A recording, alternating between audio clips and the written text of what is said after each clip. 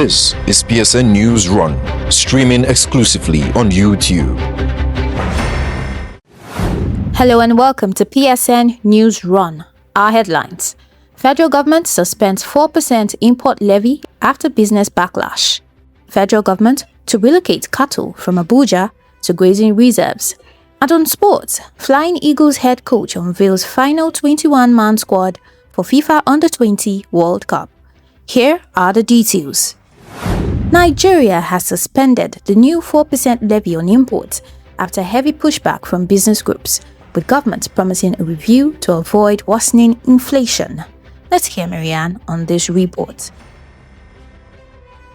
Nigeria has suspended the controversial 4% free on-board levy on imported goods, following the uproar from industrial stakeholders. The policy, introduced as part of government's revenue drive, immediately drew heavy criticisms from business groups, who argued it could worsen inflation and rise the cost of doing business in the country.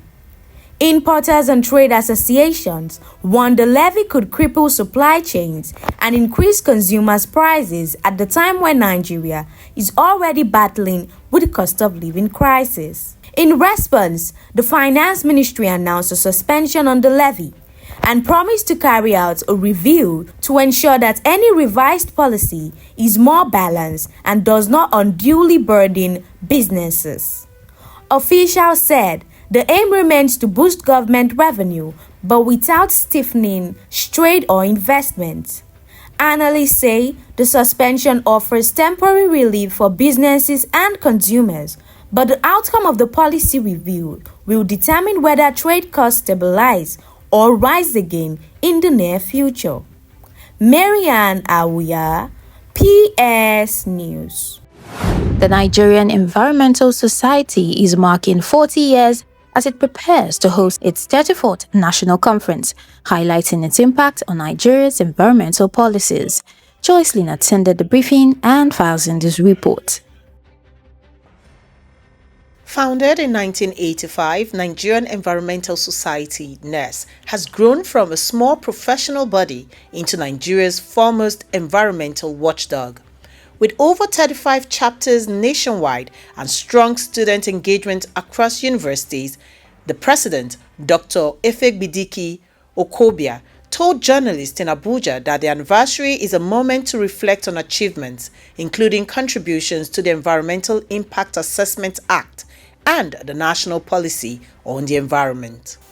Over the past 4 decades, NES has played active roles in local, national, regional, and international environmental programs, provided expert opinions on critical national policies, and served as a rallying point for environmental advocacy, policy direction, multilateral organizations, youth, and environmental stewardship and capacity building.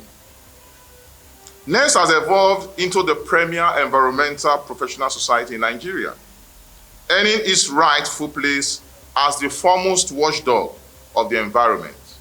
This year's national conference, themed Sustainable Cities with Smart Solutions in Africa, the place of environmental management and social justice, will gather policymakers, industry leaders, academics, and youth leaders. NES says the event will spotlight waste management, pollution, energy efficiency, and the urgent need for sustainable urban planning in Nigeria.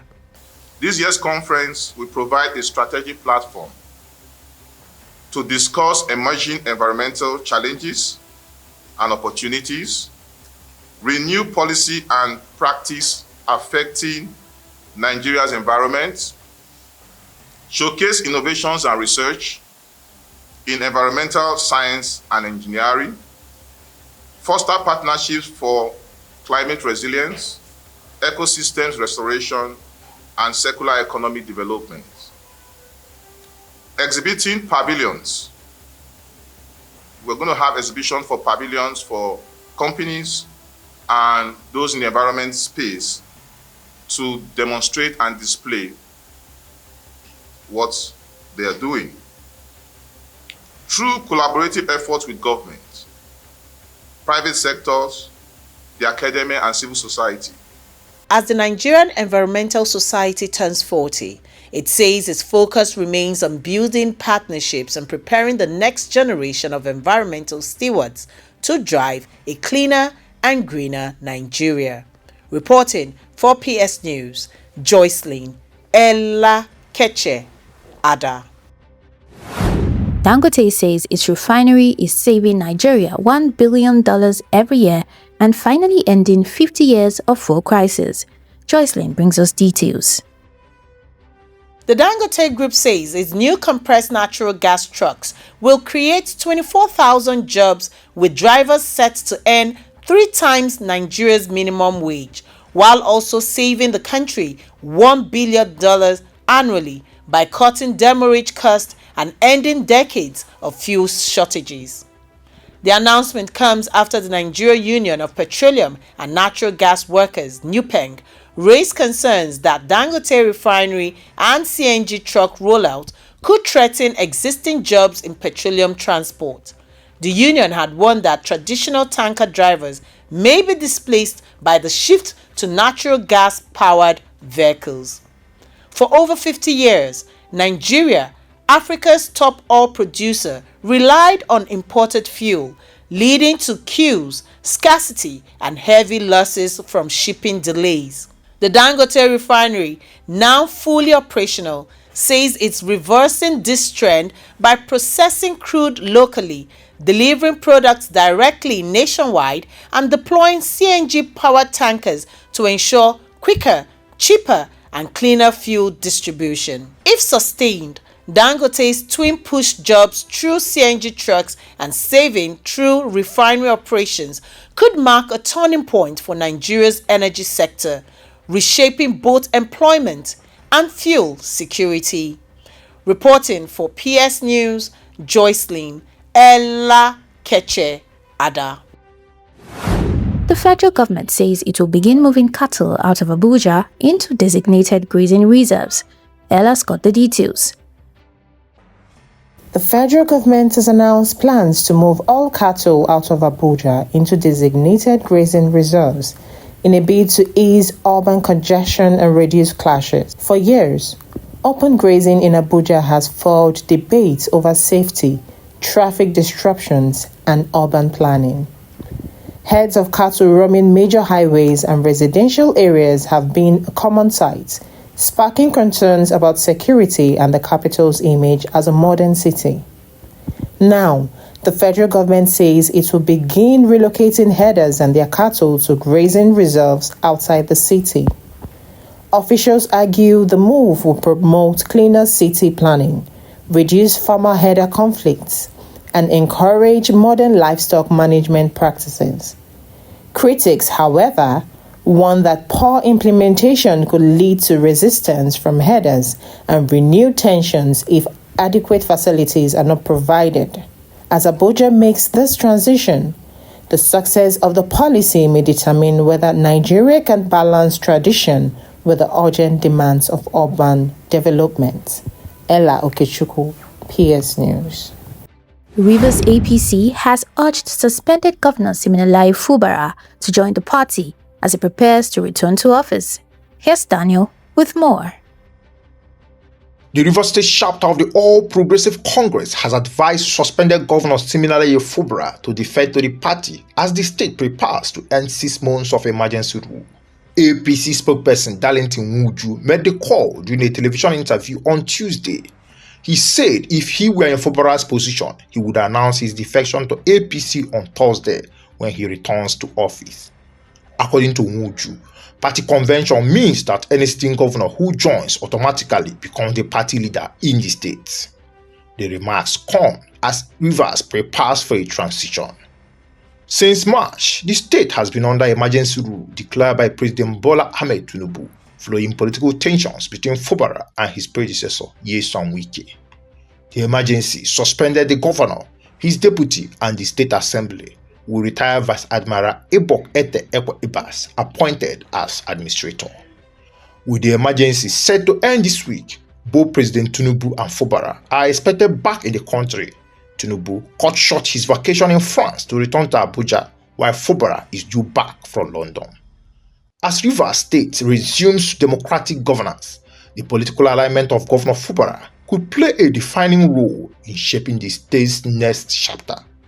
Reporting for PS News, Daniel Okejeme.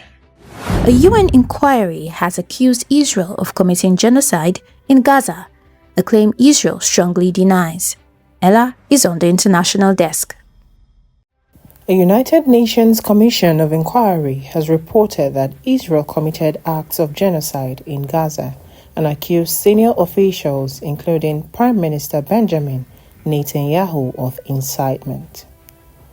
The Commission's findings, released after months of investigation, allege that Israeli military actions and official statements meet the threshold of genocide under international law.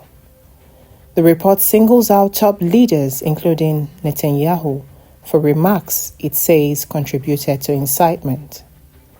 Israel has strongly rejected the conclusions, insisting its military campaign is aimed at Hamas and other armed groups. Officials argue that civilian casualties are a tragic consequence of combat operations against militants who they say operate from within civilian areas. The UN report is likely to spark further international debate with potential legal and diplomatic consequences at institutions such as the International Court of Justice. Reaction from allies, regional actors, and humanitarian groups will shape the impact of the findings in the weeks ahead. As the dispute over accountability continues, the UN's conclusions add fresh urgency to global discussions on the conduct and future of the Gaza conflict. Ella Okechukwu, PS News. From sports diplomacy to football and a new Champions League rule, Nigeria and the world of sports are making headlines. Sam is here with the top stories. Nigeria has won the hosting rights for the 2030 Commonwealth Games, making it the first West African nation to stage the prestigious event.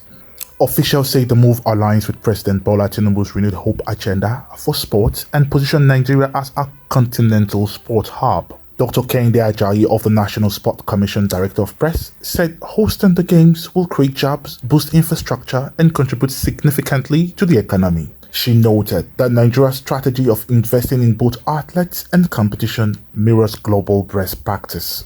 Experts add that beyond the economic boost, hosting the games will showcase Nigeria's organizational capacity and give athletes valuable international exposure. Now to the Flying Eagles camp. Flying Eagles coach Aliyu Zubairu has unveiled his final 21-man squad for the FIFA Under-20 World Cup, which kicks off in September 27 in Chile. The list includes Sporting Lagos goalkeeper Ifeanyi Ebenezer and Remo star defender Ahmed Akinyele alongside several foreign-based players. New call-ups include Sani Suleiman of AS Trenčín of Slovakia and Molde midfielder Daniel Daga. The squad would hold a training camp in Chile before opening their campaign against Norway on September 29. The competition runs through October 20, with Nigeria looking to improve on its previous Under-20 records. Now to the Champions League tweaks. The Champions League returns tonight with 6 opening fixtures, but fans will notice a major rule change in the knockout phase. UEFA has confirmed that teams finishing higher in the league stage will now enjoy home advantage in the second leg of knockout rounds up to the semi-final. The adjustment follows a complaint by Arsenal last season after being forced to play the second leg of their quarter-final against Real Madrid at the Bernabeu. Officials say the change ensures fair competition and gives more weight to the league stage performance. This is Samuel Akpan for PS News. And that's our package for you on today's bulletin. I am Uluwatosin Deba. Good evening. You just watched PSN Newsrun, streaming exclusively on YouTube. This is your trusted voice for news that matters. Subscribe, like, share, and stay informed.